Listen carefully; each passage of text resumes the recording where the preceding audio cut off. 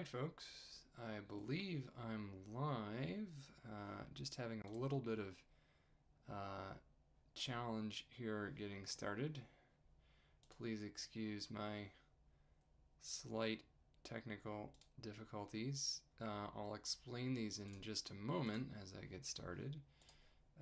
But I'm just trying to confirm first that everything is as it should be and that folks are seeing what they are expecting to see right now. You may hear a brief echo as I log in, and I may be seeing a little bit of a double screen, but all right. Perfect. Okay, so thanks for joining me. It's been a little while since I last joined everybody live. The primary reason for that is, well, there have been several. It's been an exceptionally tumultuous period for science in the US, but the more immediate and direct reason is that I broke through my computer keyboard. I literally have been using my crowdsourced 2023 MacBook so much that I physically broke through the keyboard and the pieces got embedded into the more important hardware that is beneath the keyboard. So I've been typing so much, I literally burned through the machine. The good news is I was able to get it repaired, but the downside was, of course, I had to send it away to get it repaired. And so the 2018 MacBook that was my backup at this point is simply not capable of live streaming anymore. So I quickly realized that I do need to prepare for better redundancy. Noticing the sound level's low, so I'm going to adjust that. I don't doubt that. I know sometimes folks mention it, but I think in this case, I think it probably is correct. Let's see here. Aha, yes, it probably is a little bit low. Okay, getting higher, higher, higher. Here we go. Okay, so the reason why I'm testing a little bit of this out live is I had to completely reconfigure the machine. They ended up accidentally wiping the hard drive, and so I had to reconfigure everything, including all the settings in OBS and streaming. It looks like everything, except for just a couple of little tweaks I've just made, are doing just about okay. So thanks for bearing with me as I spin back up. And yes, so I just decided that it's already time to get another redundant machine that I can use. The one that I just got back from the Apple warehouse is still perfectly functional. It's what I'm using right now. This is the one that was crowdsourced with your contributions back in the summer of 2023 when it was sorely needed. So I think I need to do that again, get a new one, just so I have a contiguous backup. That is my now plan, is that so I have two known good machines I can use when one of them inevitably goes down. So I've made that purchase today, so next time this happens, should be good to go. Thanks again for your contributions that helped make that possible. So without further ado, as long as the audio levels, the lighting looks good, everything looks like it's working okay, I think we got everything figured out. I'm going to stop talking about the technical issues and talk a little bit more about the weather.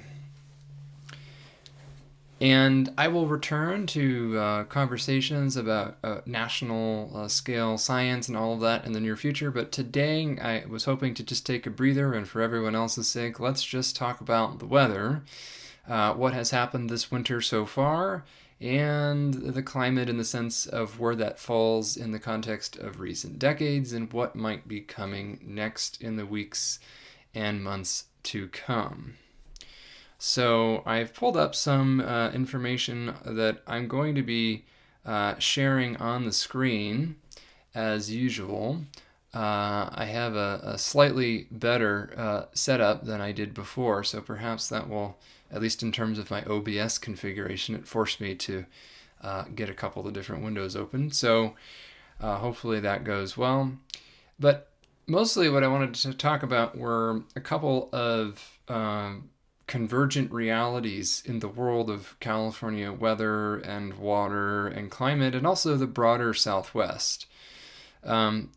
And I'll also share a little bit about what was going on in the central U.S., both yesterday and in recent days. There's been some quite extreme conditions in this part of the country with respect to massive dust storms, wildfire outbreaks, blizzards, and a major tornado outbreak all at once, all caused by the same storms. In fact, along with wildfires in seemingly unusual locations. I'll argue that they're a little bit less unusual than you might expect, but they are definitely less common and certainly less commonly perceived than Western wildfires. You've seen notable wildfires on places like Long Island and South Florida. In fact, the highway that leads from mainland Florida to the Florida Keys was closed by a fairly intense wildfire yesterday that crossed the highway, for example.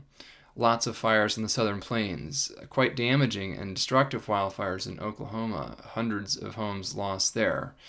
Talk a little bit about how the wildfires we're seeing are both less surprising than many people believe, but still unusual, certainly. And also what I think about what will happen with wildfire season in the Southwest and in California this coming year, related to the conditions that we have seen recently. And there is one more thing I wanted to actually pull up before I start sharing my screen, because this is something that's a little bit tricky to bring up live. It's some footage from a couple of days ago from satellite imagery, and I'm just copying that over so I'll be able to share it with you live in just a couple of minutes when I start sharing my screen. It is some pretty wild satellite imagery, so I will pull that up. It isn't live, which is why it's a little bit more difficult to get up on the screen. It is ironically easier to get live pictures from space these days than to get well-archived pictures from space, which is, I think, a little bit counterintuitive, but it just goes to show you the challenges of big data management and keeping it archived in an accessible way. Okay, so I have that pulled up now, and what I'd like to talk about a little bit narratively is sort of how this season has gone in California and the Southwest. This, we call it wet season or water year or winter, and then what that means more broadly, including some of the data to back that up. So we know, of course, that in the fall, we saw in Southern California no rain at all. Essentially, aside from a few sprinkles, it was record dry, extraordinarily dry. And that came on the heels of a record-breaking heat wave in September, right around Labor Day in Southern California, after a relatively unremarkable summer temperature-wise across coastal Southern California, and yet a summer that across inland portions of California was literally the hottest on record again. But we got that heat that spread to coastal Southern California in the autumn. And but the real kicker here was it stayed warm all the way through autumn and into early winter, especially in coastal Southern California. But more importantly, it didn't rain, and it continued not to rain all the way through mid-January.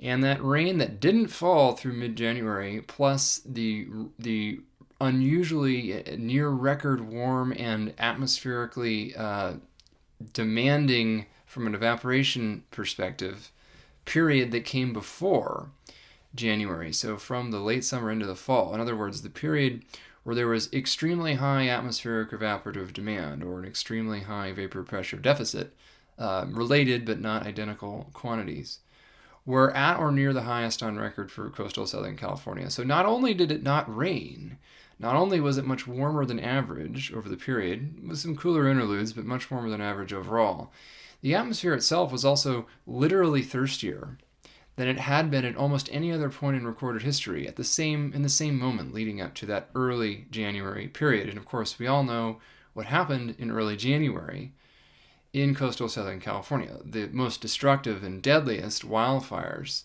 on record in Southern California occurred the second week in January, destroying between 15 and 18,000 structures between the Palisades and the Eaton fires. Again, that is a shocking structural loss, and directly killing over 24 people, with far a higher number of indirect injuries and likely deaths related to these events. There are still tens of thousands of people who today, as of mid-March, months later, remain displaced in the long term. And there is, of course, a housing crunch coming from losing a substantial part of the housing stock in two very different parts of LA, Pacific Palisades and much of Altadena. Not to be forgotten, though, before that, earlier in the fall, in November, was one of the most extreme precipitation events on record in portions of Northern California. A large swath of the North Coast, from about the Eureka area southward to northern Marin County, and so that includes places in Mendocino County, and in particular in Sonoma County, Santa Rosa being the most obvious observing site that quantifies this. The wettest 2 or 3 or 4 day periods on record at any time of year going back over a century in these places occurred with a very strong, but more importantly, very persistent atmospheric river in that region. So a tremendous volume of water fell over a 2 or 3 day period, which resulted in widespread, although not severe to catastrophic flooding. Now, we got very lucky that this was essentially the first big rain event of the season. It was literally, in some cases, the biggest rain event that had ever occurred in modern history in these areas, but we did not see the worst floods in modern history. And the reason for that, of course, is that the rivers were running relatively low. The soils were not saturated before the event, and so we got lucky. We got record-breaking rainfall without record-breaking flooding. Nonetheless, it meant that Northern California was very, very wet to start the season, particularly north of San Francisco. And in fact, we often joke on the Weather West blog and elsewhere that the Interstate 80 corridor, sort of this southwest to northeast oriented highway corridor that sort of defines an urbanized corridor between the Central Bay Area and the Sierra Nevada West Slope. So, of course, Interstate 80 goes well east across the country, but in California, it kind of slopes southwest to northeast from the Central Bay Area up towards North Lake Tahoe. That this is sometimes approximately the climatological dividing line, kind of separating the wetter northern third of the state, which is kind of angled. It's not quite the cookie cutter third, from a drier central and southern portion of the state. But this year, the natural world has taken that seemingly artificial division and taken it quite literally, because many of the storms this year literally produced very heavy precipitation on one side of Interstate 80, and literally just a few miles to the south of that corridor tapered off to being either unremarkable or not really bringing any water at all. So that precipitation dipole, the extremely wet conditions north of Interstate 80 and the dry conditions south of Interstate 80, with extremely dry conditions in the southern third of the state, so south of about Point Conception, including much of the Central Coast and all of the South Coast region, so all of Santa Barbara, Ventura, Los Angeles, Orange, and San Diego counties being very dry. The Central Bay Area and Central California being slightly dry, but nothing too dramatic, and then far northern California being very wet. That line has remained, that precipitation dipole has remained anchored pretty close to Interstate 80 the whole season, up to present. It has weakened somewhat as a few more intense precipitation events made it into Southern California. In fact, following the January exceptional record dry start to the rainy season, and then catastrophic fires at an unusual time of year in January coinciding with those strong offshore wind events, Southern California finally did see meaningful rain. In fact, it was rather intense in a few places, in a few instances, and in fact, one of the very first storms following the fires brought widespread flash flood warnings and severe thunderstorm warnings. So wind damage and widespread urban and flash flooding, and yes, widespread debris flows. So in the fire zones, there was concern there would be large and potentially destructive debris flows. There were, in fact, large and potentially destructive debris flows. The good news is no one died in those debris flows because of high level of preparedness, preemptive evacuations, and quite frankly, the fact that some of the fire zones were so devastated that people hadn't moved back in because there really wasn't anything to move back to. So I guess a very secondary silver lining. These debris flows in the fire zones did cause damage to some structures that were undamaged by the fire, so compound event there, probably even higher insured losses overall as a result of the further damage from these debris flows which did occur, particularly along the Pacific Coast Highway. Topanga Canyon, which I believe to this day remains closed because of the severe and widespread damage from the mountainside kind of melting down in that heavy rain and just pouring tons of rock and dirt across the road and eroding the road. Similar, pretty significant debris flows on the slopes of the San Gabriel Mountains in the fire zone. Fortunately, the debris basins, those basins as we watched them live during a live stream a few weeks ago, were able to keep the worst of those in check. And so they did design as function to prevent worse loss of property or loss of life. So that's a relative success story, even though there was still significant damage to homes and businesses and vehicles in those areas. And in more recent events, there have been significant debris flows out in San Bernardino County along some of the highways downhill from the line fire, for example, or the bridge fire. So significant debris flows there during more recent rain events that did again bring further damage, washing cars off the road. There's even dramatic footage of one of these debris flows washing an LA County fire SUV into the Pacific Ocean with the driver still in it. Fortunately, that person got out and experienced only minor injuries. So it's kind of an amazing episode, but it just goes to show you that the relative lack of widespread destruction and loss of life from these debris flows was not because they were not large or significant, but because there was, again, there were good early warnings from the Weather Service, and there were preemptive evacuations and area closures and road closures. A lot of the roads that had major debris flows on them could have been really bad scenes had we had the usual LA traffic on the roads. So, food for thought. A few other things that have happened is there was a notable tornado in LA County with one of the recent storms.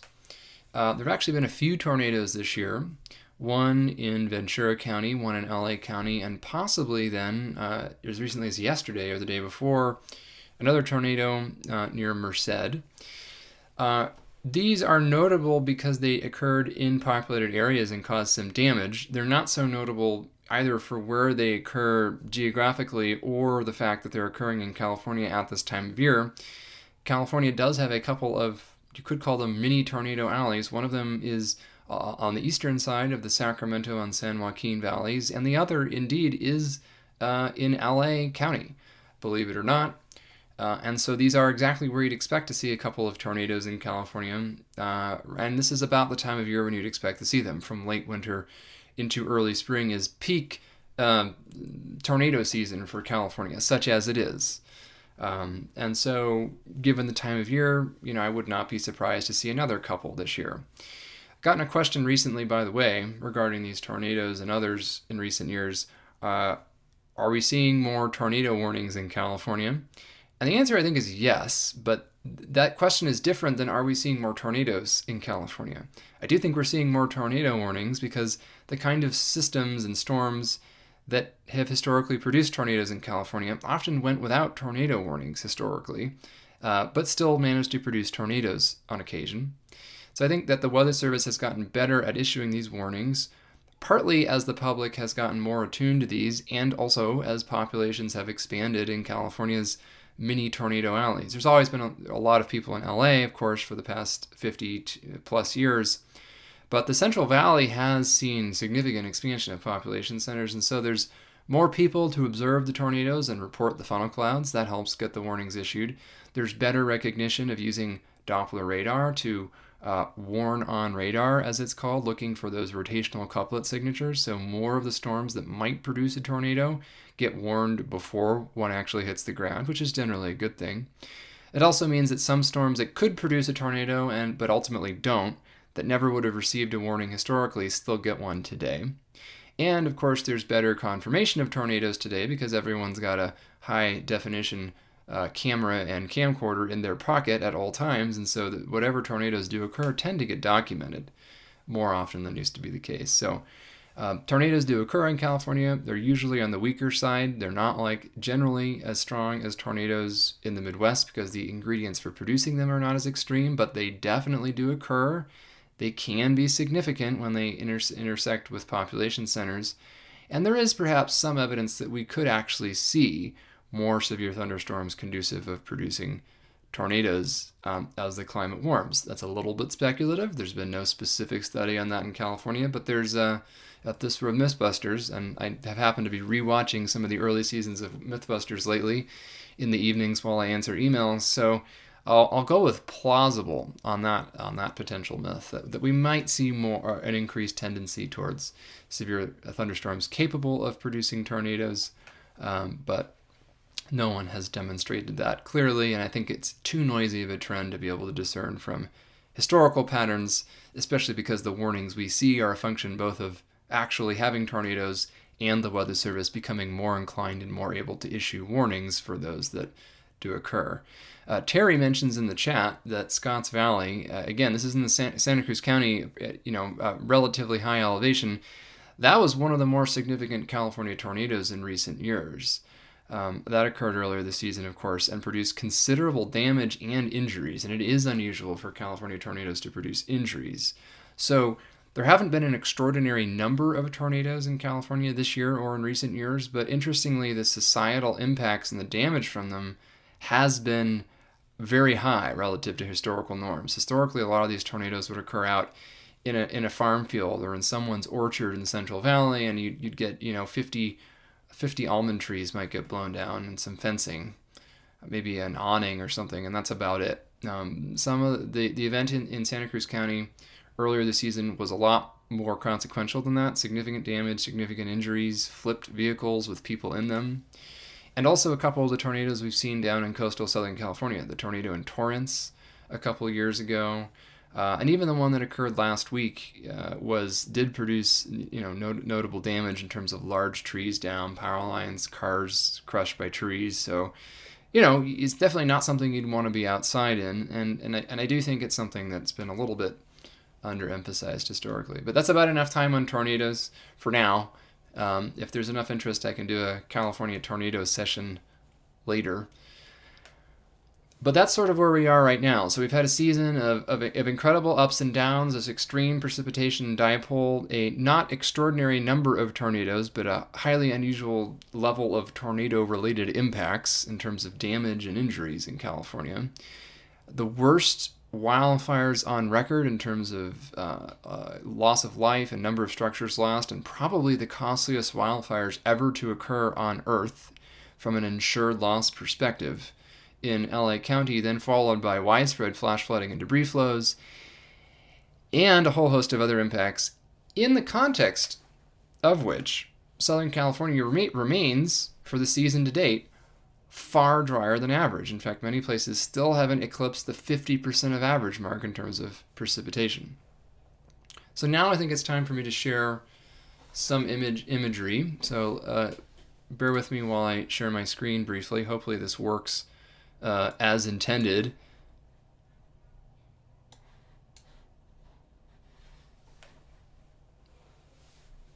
All right, let me just pull this up. Sorry, I have to re-add. Aha.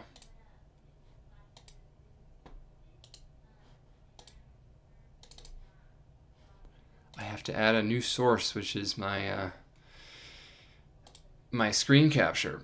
There we go. Okay, so for now, you'll see my whole screen in just a moment.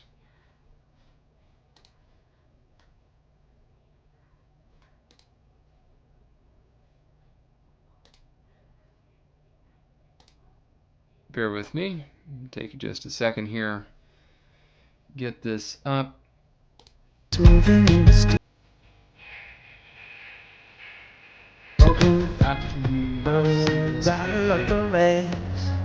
Now, fall into a tree. So this is the mapping I wanted to show.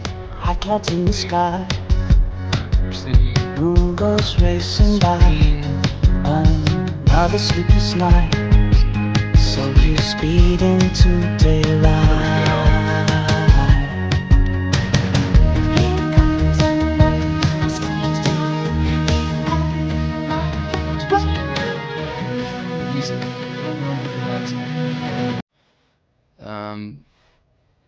I don't have anything open on my computer where there'd be music, so apologies if it's not the right tab here.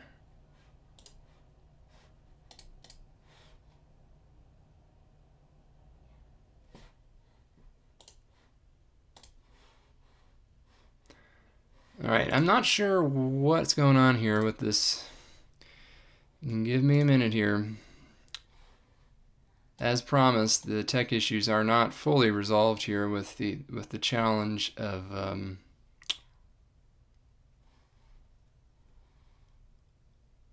swapping the computers around.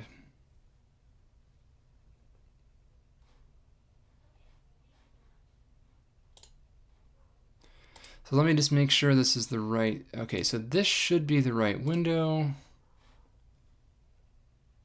Okay. What you should be seeing is a map of total precipitation anomaly since October 1st. If we're there, we're good to go.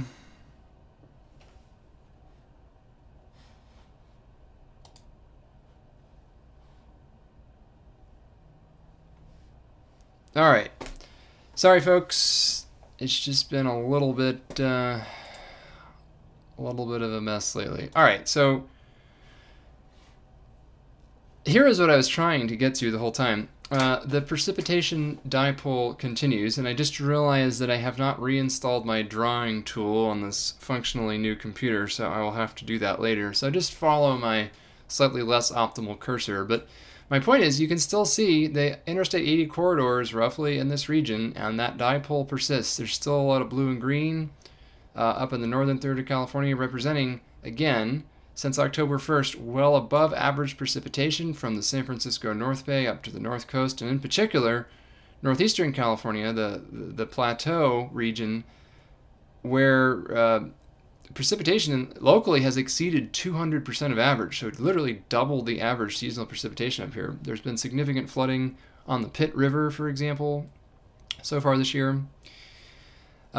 But there's even a bifurcation on one side of the Golden Gate Bridge versus the other. So the San Francisco Peninsula, below average precipitation for the season to date so far. North of the Golden Gate in Marin and Sonoma, well above average still. So that dipole is alive and well. But the main difference remains between the southern third of California and the northern third of California. So the northern third of California much wetter than average.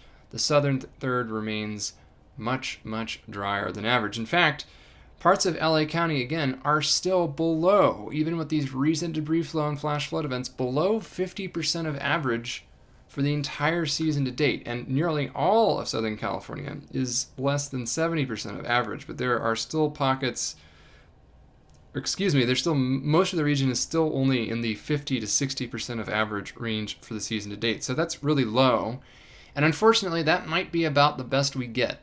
Looking forward, it doesn't look like conditions are going to be wet for much longer in Southern California, and it looks like precipitation will be below average moving forward, probably for the rest of the season. So it's pretty likely that much of Southern California will only see a 50% of average precipitation year. Now, granted, that's much better than things were looking at the beginning of the season, when there was some places that were like 2% of average or even 0% of average, rounding to the nearest whole percent, as of mid-January. So that's a significant improvement in relative terms, but in absolute terms, it's still anomalously dry across Southern California and also across much of the desert Southwest. Despite significant snow in some areas in the mountains in recent days, look at all of southern Nevada, southern Utah, all of Arizona, western New Mexico, southwestern Colorado.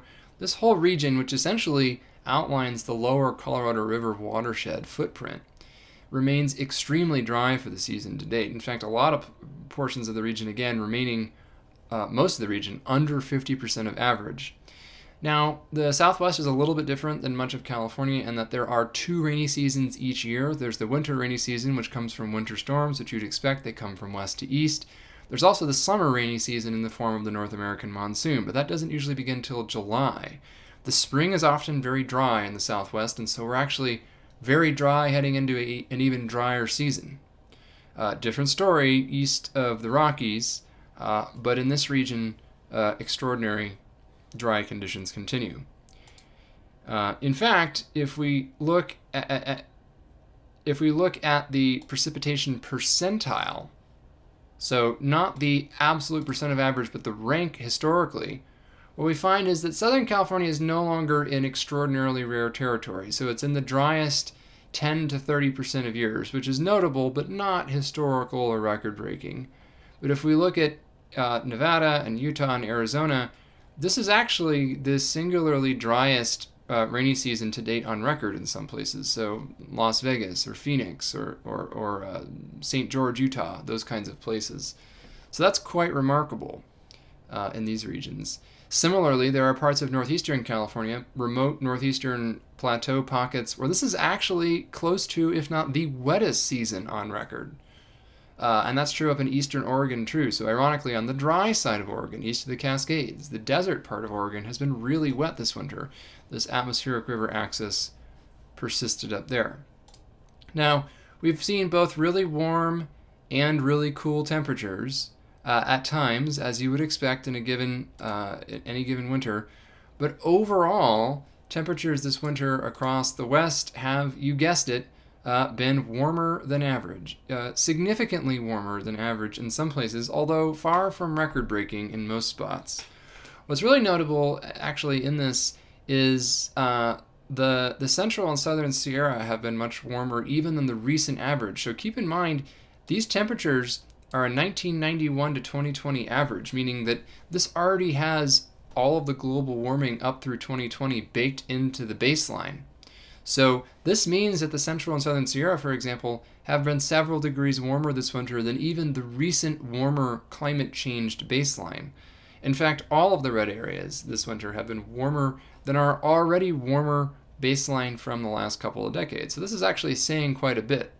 Places where there have been exceptions, far northern California, up by Mount Shasta, and also to a certain extent, portions of immediate coastal Southern California. So again, where a lot of people live, where this winter has not been notably warm, but it has been in the mountains and hills even immediately above all of those populated areas. And then again, that's been true for most of the rest of the West as well.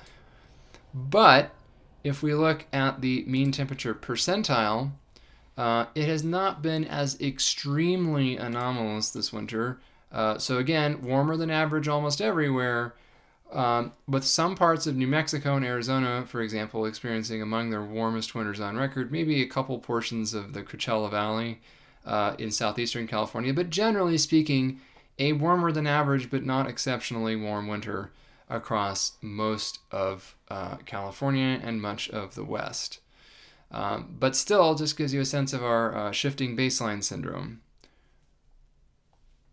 where our perception of what's unusual is strongly biased by the fact that what is typical is a moving target these days in a warming climate, and even a relatively mild winter by recent standards is still historically a warm one. In fact, again, central and southern Sierra over the past century or so, this winter would be in a top 10% warm winter on record.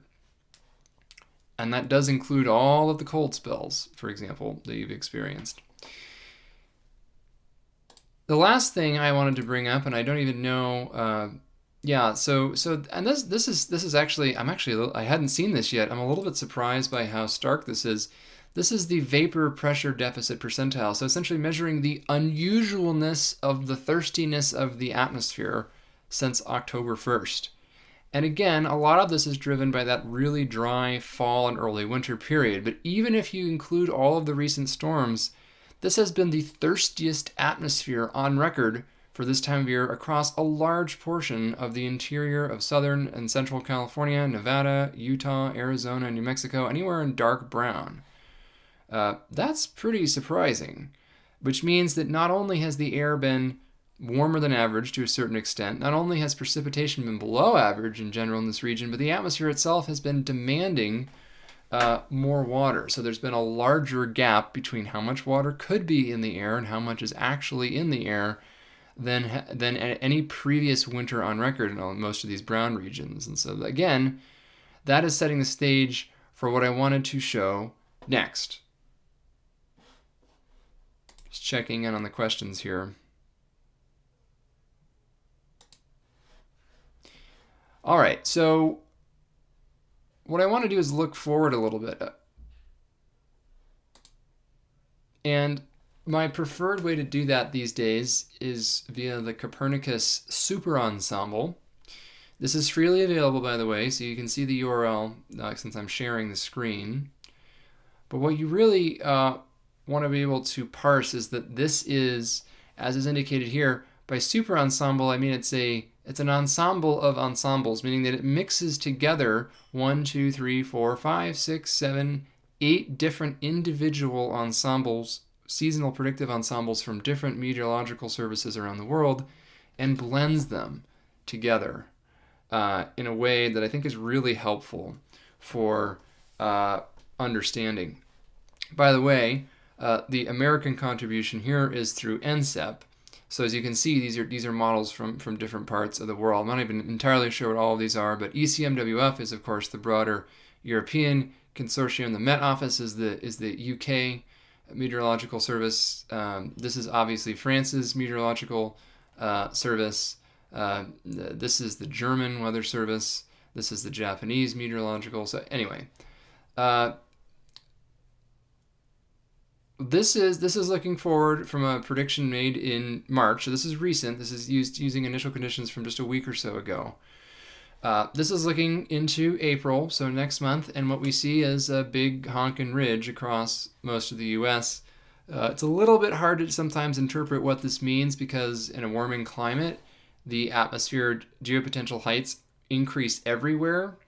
But the real key here is to look where there's a relatively larger increase than other places. And that means that much of the U.S. is likely to be under broad ridging as we go from April, and again, this is May, where it becomes a little more western U.S. centric, this broad anomalous ridge, and then it just kind of envelops all of North America and the North Pacific as we get into June, July, and August as that band lifts northwards, so sort of a zonally or longitudinally elongated band of unusual ridging, but against a backdrop of almost universally above average geopotential heights. So what does that really tell us?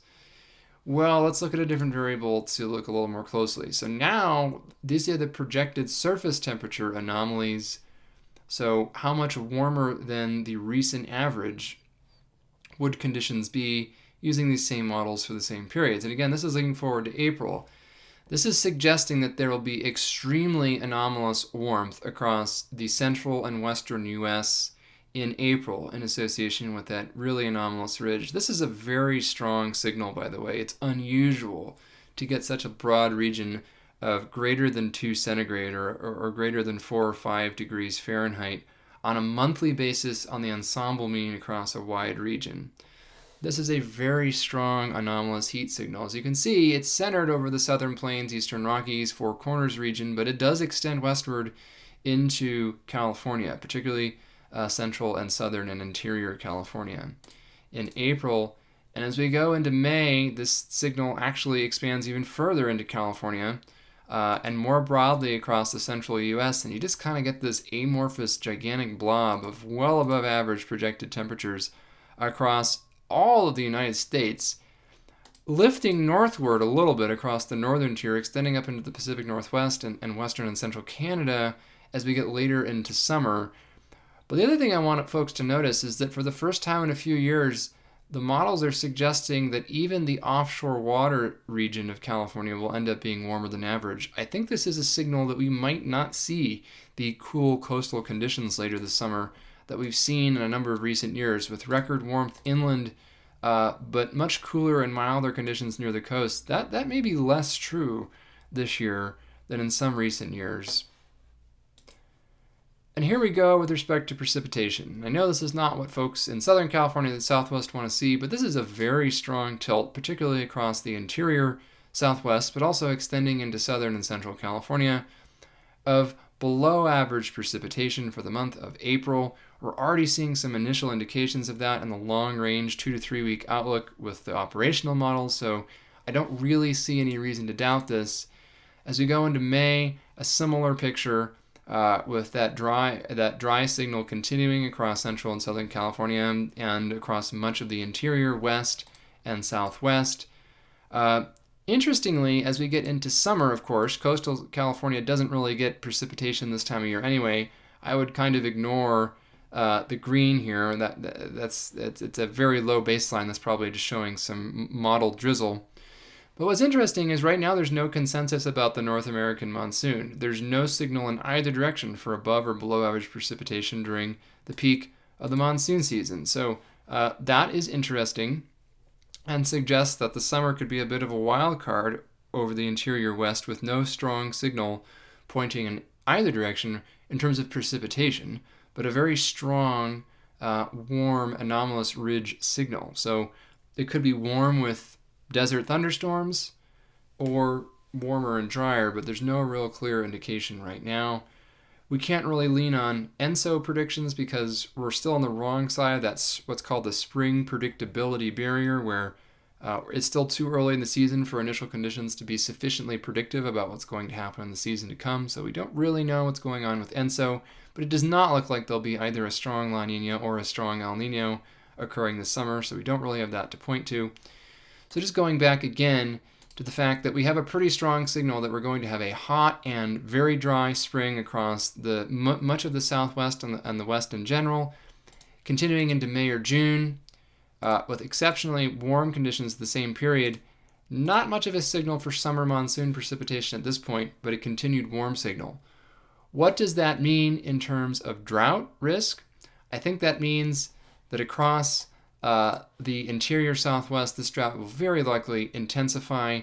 That will probably mean a re-expansion of drought conditions across coastal Southern California again, and a potentially very early emergence and a particularly severe fire season even in parts of the interior Southwest. And there are already initial indications that fire season in coastal Southern California could re-emerge as soon as mid to late spring. So later in April or May, we might start seeing active wildfire conditions again. That would be pretty early. Across the Southwest, I'm pretty concerned about the wildfire conditions we're going to see this spring until the monsoon arrives in July in New Mexico, Arizona, Utah, and western Colorado. That could be a pretty big problem. We're already seeing major wildfires in the southern plains right now, but I think we're going to see that expand back westward as conditions become highly anomalously warm and probably drier than average there too.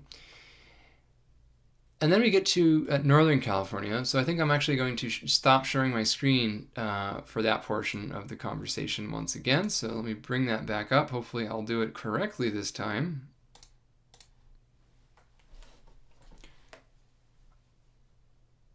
All right, so let me just take a sip of water and have some more discussion here.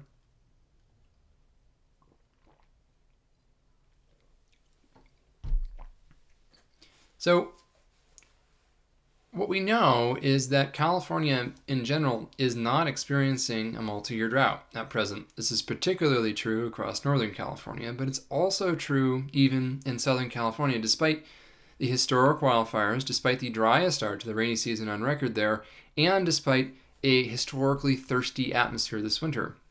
None of that negates the fact that on a multi-year basis, conditions are not that dire. Last winter, for example, was unusually wet in Southern California. The winter before that was unusually wet in the entire state. And so what does that really mean in practice? What it means is that California's reservoir levels are great. There's really nothing to be concerned about, even in Southern California, when it comes to urban supply of water via reservoirs, which is, of course, why some of the discussions surrounding the lack of firefighting water in Southern California were ludicrous, because the reservoirs in question were literally fuller than they would usually be at that time of year. But the broader point is that California reservoirs are in great shape, And in Northern California, they'll probably continue to be in great shape for the rest of the year because the season in the northern third of the state has brought more water than usual, and snowpack is pretty good. It's not an incredible snow year, but it certainly isn't bad, especially in the northern and central Sierra. The snow water equivalent is pretty close to 100% of the recent average. Now, granted, that recent average is somewhat lower than it was historically, but still, it's more than adequate for reservoirs to receive continued inflow from the spring into summer. Now, it's a highly disproportionate elevational distribution, so that snowpack down at 5,000 or 6,000 feet is actually quite poor in some areas, but it's actually a bit above average up at 8,000 or 9,000 feet. So the snow water equivalent kind of ends up being your average, even though where a lot of people live in the mountains, it's been a terrible snow year overall. Not a lot of snow on the ground this year, for example, at South Lake Tahoe, with some exceptions. But the reservoir levels are in good shape. The overall snow water equivalent, especially in northern and central Sierra, is in good shape. It's a little below average in the southern Sierra, but it's not terrible. So those numbers look pretty good. Southern California, though, reservoir-wise, so urban water-wise, is doing just fine. But, and here is where I think the interesting story is, the lower Colorado Basin is doing very badly this year, and I would expect to see a rapid expansion and re-intensification of the decades-long mega drought there this year, based on what has transpired recently and the outlook for the next few months. That has major implications for water in the Southwest. Despite some recent improvement, it'll probably get worse again. But here again is another place where I think the decoupling between the ecological effects of water deficits are very different than the urban perspective. Reservoir levels are often spoken about as if they're sort of the be-all and end-all of California drought, and they are if you're worried about agriculture. In many cases, they are if you're worried about urban water supplies, even though that's usually the very last thing to be threatened, even in the worst droughts. We did start to get closer to that point, for example, during the historically severe droughts of the 2010s, but even then, the taps in the urban areas generally, with some local exceptions, stayed on even without draconian restrictions. That is largely thanks to the multi-year buffering capacity that the reservoirs in California's integrated water systems provide. They are designed to smooth either natural or human-caused variations in water supply. That is the whole purpose of having a water storage and capture and distribution system, so that you can aggregate water from a broad area, deliver it to where it's needed, and also span the gaps in terms of either natural or human-amplified droughts when they occur. So you want those reservoirs to be somewhat of a lagged reflector of the ambient environment. You want the first year of a severe meteorological drought to still have high water levels in your reservoirs, because that means that you have backup supply. You don't have to rely strictly on the month-by-month, the season-by-season vagaries of the climate. You can borrow that water from a different point in time and a different place in geography, where and when you need it. That's why civilization has always invested so much in finding ways to aggregate water and store it for where and when it's needed, because the water is often needed at different times than when it's delivered in the form of precipitation, and it's also often needed in different places than where it is delivered preferentially. And California is a great example of that. Most people don't live in the Sierra Nevada, but most of the water falls there. So what do? We build the reservoirs in the western slopes of the Sierra Nevada, we store it there, and we transport it through various canals and pipelines and aqueducts and various conduits, and ensure that it gets to where it needs to go, whether that's agricultural areas in the Central Valley or the urban areas in the San Francisco Bay Area, Southern California, etc. So the whole point of that water system, is what I'm getting at, is that it buffers against the natural variations in water availability in the water cycle. The problem with that view, though, as important as it is that it completely negates the ecological side of water scarcity and water balance, and also doesn't tell us anything about how that affects things like wildfire risk. So, for example, wildfires are not responding in any way to how much water is in the reservoirs in California or anywhere else. It's responding to how much moisture is actually present in the soil and available to plants. And that is not just a function of precipitation, it's also a function of evaporation. And as I mentioned, this was literally the thirstiest atmospheric period on record for this time of year across much of the West this year, in conjunction with a period of unusually low precipitation in many regions. And so what's interesting is that this is going to be another year where there's a bit of a divergence both between Northern and Southern California, where Northern California has been wet enough that we will not see an early start to fire season in the northern third of the state because it's just been damp and it looks like it's going to remain comparatively damp. But where we may well see an early emergence and a particularly significant fire season in in Southern California. And that is because, again, both the legacy of this unusually dry winter, this unusually thirsty winter, but also, again, the same 1-2 punch I talked about back in January, where the previous 2 winters were really wet and resulted in a lot of herbaceous fuel growth. Places that didn't burn in September of last year or January of this year, that abundant herbaceous fuel growth is still present. And so now, as we go into a more intense dry or drought period in Southern California, all of that additional fuel is available to potentially burn in the fires to come. So that is why Southern California will see a very different start to fire season, I think, than Northern California this year. Early and potentially significantly intense start in the south, perhaps the opposite, a delayed start and a less intense start in the north this year.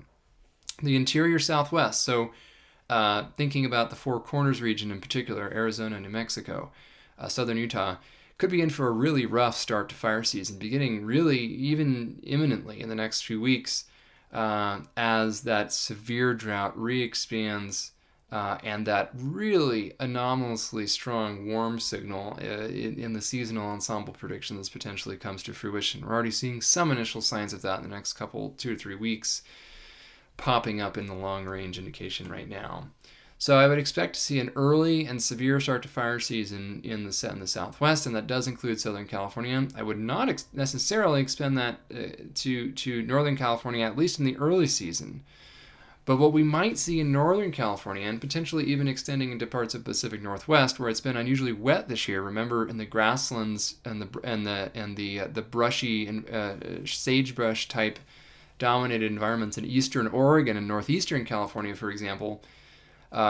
Those places could see a pretty significant fire season later in the year because they had a lot of water. It won't be an early start. The spring will be nice and damp, lots of green, abundant, again, herbaceous growth of grass and brush in these regions that really won't be that flammable this spring because it's been so wet this winter.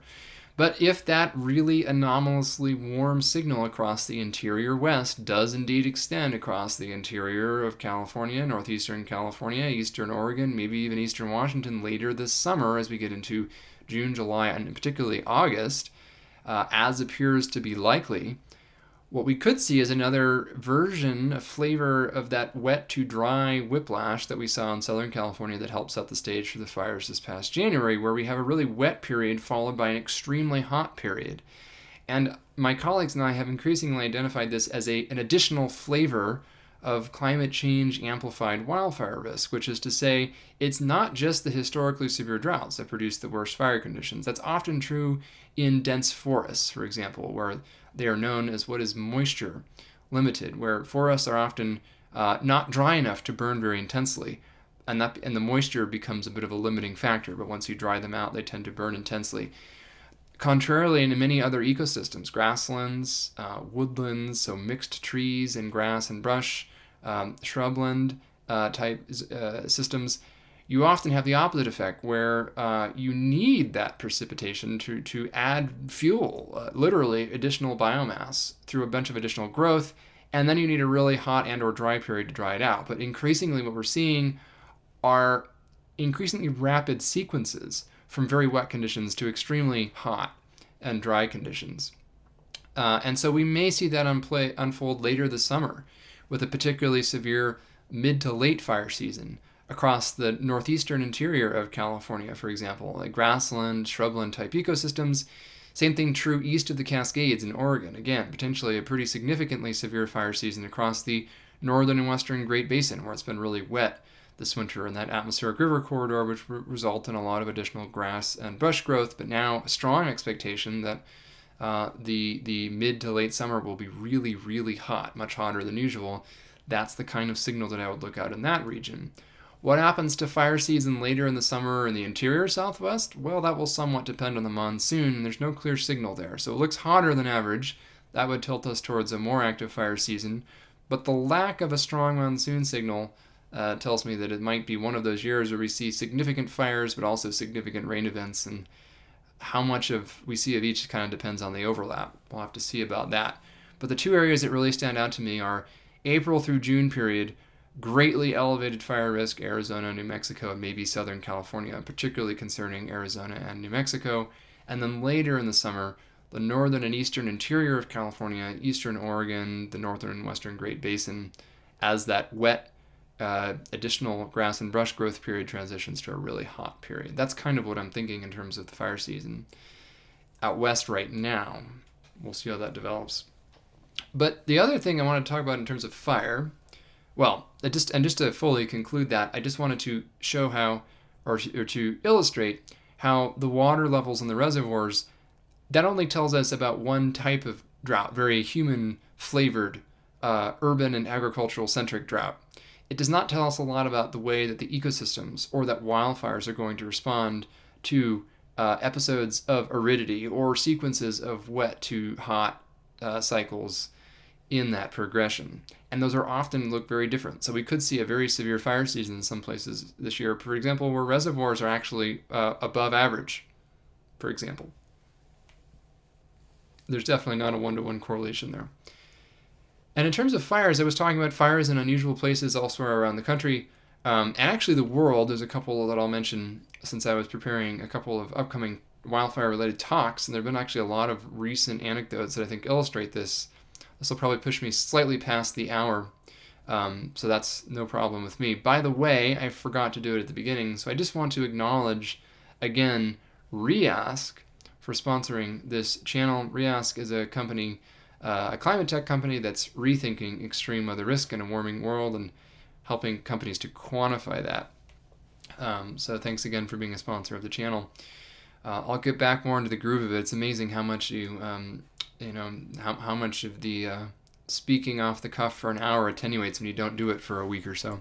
But anyway, the broader point about wildfire in unusual places, as I mentioned in the beginning of this conversation, there have been notable wildfires that have destroyed structures in a bunch of different parts of the country in recent weeks that have surprised people. So there were significant brush and even forest fires on Long Island, for example.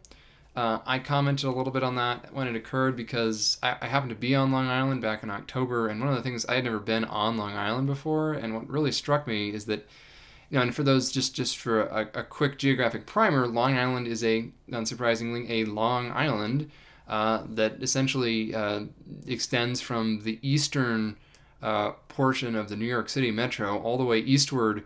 The easternmost tip of the island, I think it goes about as far east as Connecticut goes. There may even be some overlap with the same longitude as eastern Massachusetts, Cape Cod, to the south, of course.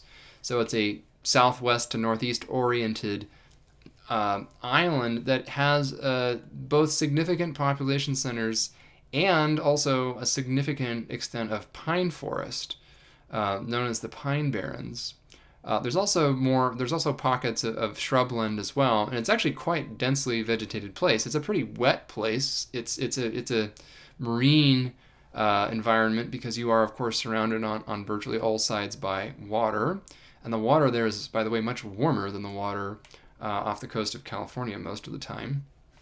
Anyway, this is a place where there is a much larger wildland-urban interface that I think a lot of folks recognize. That's not a term that's widely used in the East, but it is nonetheless a place where there are many, many thousands, if not tens to hundreds of thousands of people who live in an intermix between quite dense vegetation that's not managed nearly as well as it is in California or the West, and that it is at least episodically at high risk of fire. Now, fortunately, the fires that occurred on Long Island in the past month were not catastrophic. They did burn some structures, closed some interstates, but Just a reminder that fire risk does exist under the right conditions during droughts in particular, even in places that are historically much wetter than California, and they can occur at different times of year. So winter or spring is, in fact, when you'd expect to see fires in that part of the world, because it is the dry season there and the time of year when the vegetation is seasonally dormant. So there's no green grass in New York in February. It's all brown and dry. So that's the opposite of California, when we have that seasonal green up in the spring to early summer. And in winter, in many cases, we see that green grass in California. That's actually not the seasonality of grass growth in places where winters are either dry, as is often the case, or very cold, sub-freezing, of course. That grass will go dormant as well. But in other parts of the country, Florida, for example, South Florida, and the Carolinas, seeing significant and fairly intense wildfires that, again, have resulted in large-scale evacuations, significant structural loss, and then more recently the wind-driven fires on the southern plains, so extending from southeastern Colorado, southward and eastward into Kansas, in particular Oklahoma, northern Texas, but even places like Missouri. There have even been some wildfires in the Ozarks this winter, amid very windy and dry conditions there, and unusually warm, as you might expect as well. Interestingly, I believe Japan actually just saw its largest wildfire in modern history, and it was actually quite destructive. It destroyed hundreds of structures and was deadly. A winter wildfire in northeastern Japan that burned thousands of acres and destroyed hundreds of structures. This was a classic urban interface fire.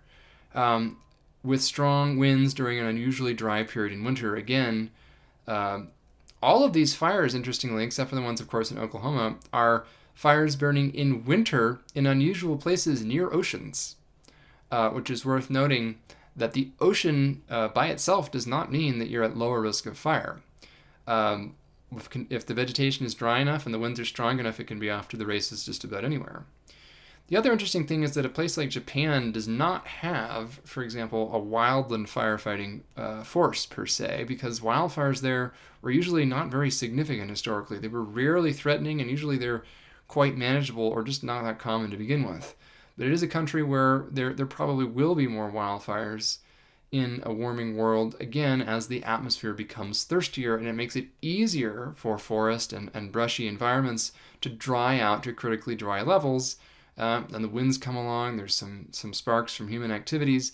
The challenge in these places, of course, is that these are not places that are built to be fire adaptive. In fact, there are, outside of urban areas in Japan, a lot of the buildings and structures in suburban and rural communities are particularly flammable. There's a lot of vegetation close to structures. There's a lot of exposed wood and even thatched roofs in some cases. These are super flammable settings. So it's another example of a place where the historical background risk of wildfire is not particularly high, but even a relatively small absolute increase can result in a very large relative risk increase, particularly in a place that doesn't have a well-established wildland response capacity. So this is a case where the Army was tasked with fighting these fires, as well as fire crews from urban areas from far away. We don't necessarily have the specialized expertise or equipment.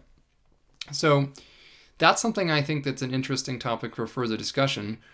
Would you rather live in a wildfire-prone place that's very well prepared for fires but gets a lot of them, or a place that doesn't see fires very often at all, but is also not very prepared for any that do occur? And so if there is a fire, you're really in trouble because there's really not a lot of ability to manage it because of the lack of historical need to have those resources present. Maybe that's an interesting conversation for another time. But the point I really wanted to make is that it's been an interesting fire season this winter in the country, with the most devastating Southern California wildfires on record occurring in January, which again is highly unusual, although it's not unprecedented to see Santa Ana-driven fires in January. That's certainly the case, but we've certainly never seen one this destructive, and the likelihood of seeing wildfire conditions like we saw this January have definitely increased by quite a bit. In fact, we put out some stats and a brief cursory study on that within a month of the fire occurring, so you can check that out. Posted about that on social media. It's also attached to the second from most recent Weather West blog post if you want to look at the numbers. But just to illustrate that wildfire is not just the California thing, it's not just an arid environment or a semi-arid environment thing. It's not just an inland thing. It can happen on coasts, it can happen in winter, it can happen in places where you wouldn't expect it. And we've seen recent wildfire disasters in places that really, I think, surprised a lot of people. Think about the Lahaina fire on Maui, incredibly deadly. In fact, the deadliest still wildfire in contemporary American history. Then in LA in January, the most costly wildfire, pair of wildfires in American and probably global history. Or the kinds of fires we've seen in places like Japan or in South Korea or in other places where historically there just wasn't as much experience with these sorts of fires. That extends as well to parts of the Arctic and the Scandinavian countries as well. So just some thoughts that have been bouncing around my head as I prepare these upcoming talks that I thought folks might be interested in, but we can have a more focused discussion on this a little bit later. And I do want to take a look at the comments. I know I'm running long, but I'm not sure how many questions there are today. But just want to check in and see if there's any urgent questions before I head out for the afternoon, particularly if there's anything from journalists. This is your moment. You've got about 2 minutes to add them to the chat queue while I'm still looking at them.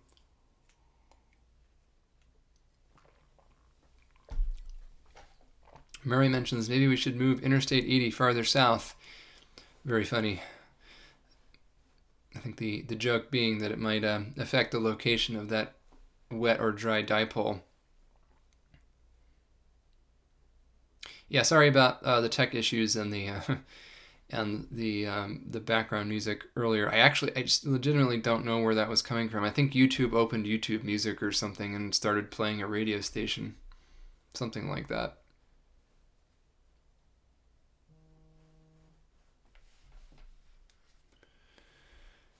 All right, let's see what else we've got going on.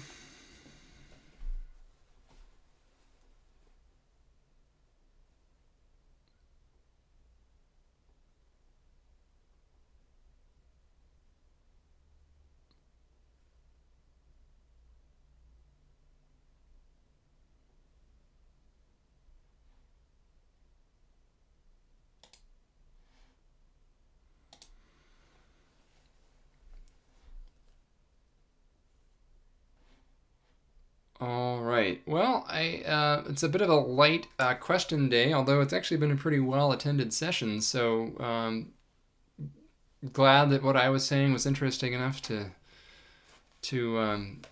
avoid the particularly prolonged Q&A session. I think what I might do the next time, unless there's an unexpected development, again, I may continue to have sessions given how much is going on with the state of U.S. science, and in particular weather and climate science.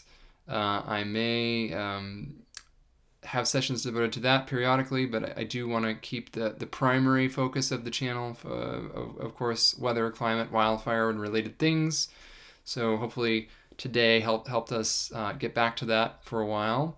But what I might do in the next session is do potentially like an Ask Me Anything style session, where I'll sort of leave it open-ended and expect that people come with lots of wide-ranging questions. So in the absence of any dramatic weather or weather and climate-related political developments in that interval, I think I'm going to have an Ask Me Anything session as the next one. So if that excites you, tune in next time. Date and time TBD. We'll see, but I'll of course let everyone know. And you'll be informed if you subscribe to the channel. And also, as I've been told by numerous folks recently, you really do need to subscribe, and then also additionally specifically opt in to be notified when I schedule these live streams. I think that's an additional step that I think sometimes gets skipped, and then people say, why wasn't I notified? I think that's usually why. Some cases, even that doesn't appear to be enough. That's a tech issue that I don't know how to troubleshoot, but I think a lot of the issues we've heard can be resolved by first subscribing and then specifically opting in to be notified when I do schedule one of these.